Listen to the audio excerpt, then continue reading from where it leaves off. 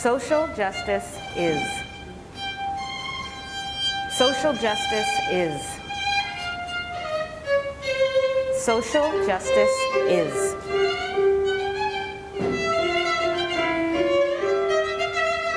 My name is Tanya Birl-Torres.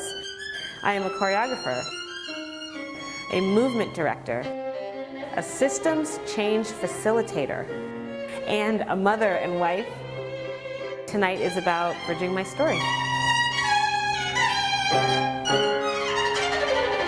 It really was a moment of serendipity when I brought this idea of the artist as prophet to Patria, and she was telling me so much of the conversations through the JCC was about what is the role of the Jewish community with the social justice issues of today. In institutions, there is this idea that we are trying to be the house of where people check their boxes off. So you want to go check your social justice box off by participating in a program.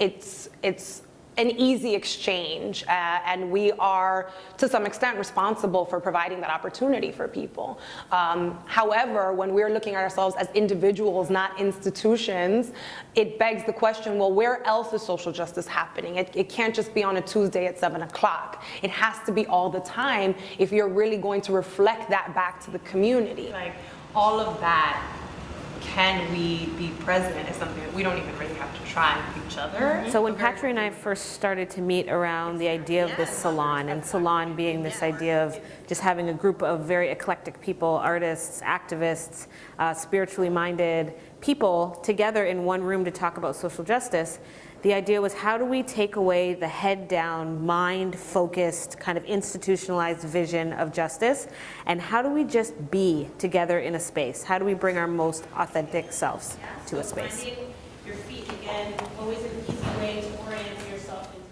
The work with Tanya was always very personal. Connecting to this idea of speaking truth clearly, being sent. We were very open, and something that continued to resonate that I was grappling with was it's in the body. You know, this idea that it wasn't always heady and it wasn't always to be an academic discussion or forum or panel, but the idea that going into your own body was an act of justice.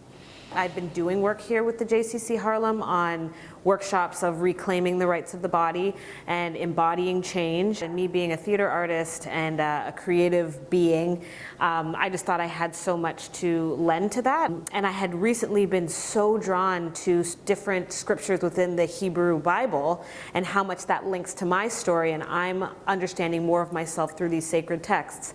And she just thought, well, this is it. Let's do it. There was a deep, deep knowing in my spirit, in my being the entire day that this was going to work out exactly as it should. Exhale, hum. Inhale, so. The moment where I really felt like the audience, Patria and I, everyone clicked and gelled on the evening of the Salon event was after the Why Are You Here exercise.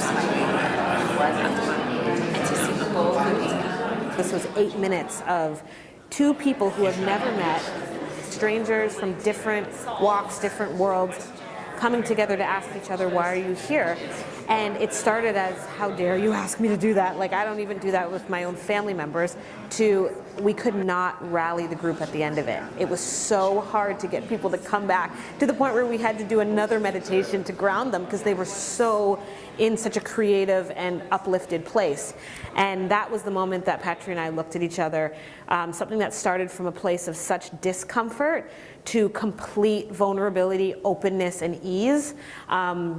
We just looked at each other, and I think the resounding feeling without even words was, this is justice. This is art. This is theater.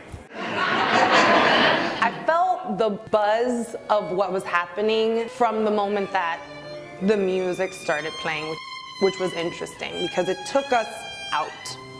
It zoomed us out.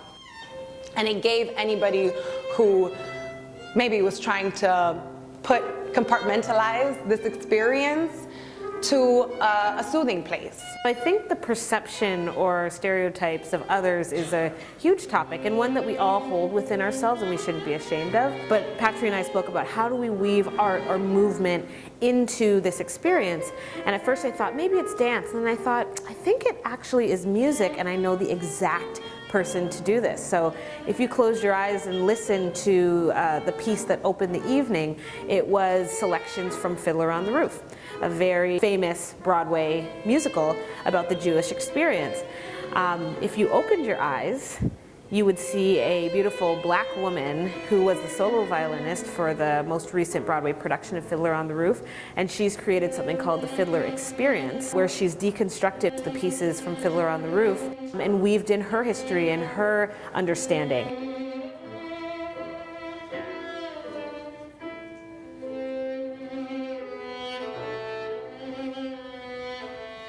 At the end of the evening, after this amazing experience of meeting with another and mirroring another human being and listening to them as well as speaking your own truth, we invited everyone to reflect by writing memories or whatever stuck with them on some Post-its,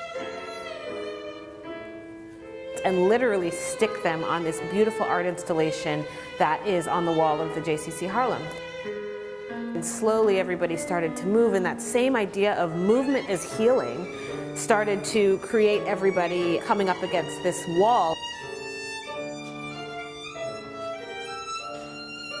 So much right now, especially in our world, walls are a bad thing, and this idea of us being able to create this wall of unity was really a beautiful image and a beautiful takeaway.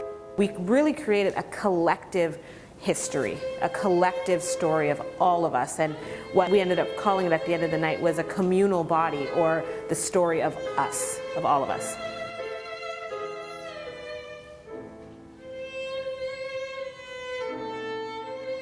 That was the moment that Patria and I looked at each other, and I think the resounding feeling without even words was, this is justice. This is art. This is theater.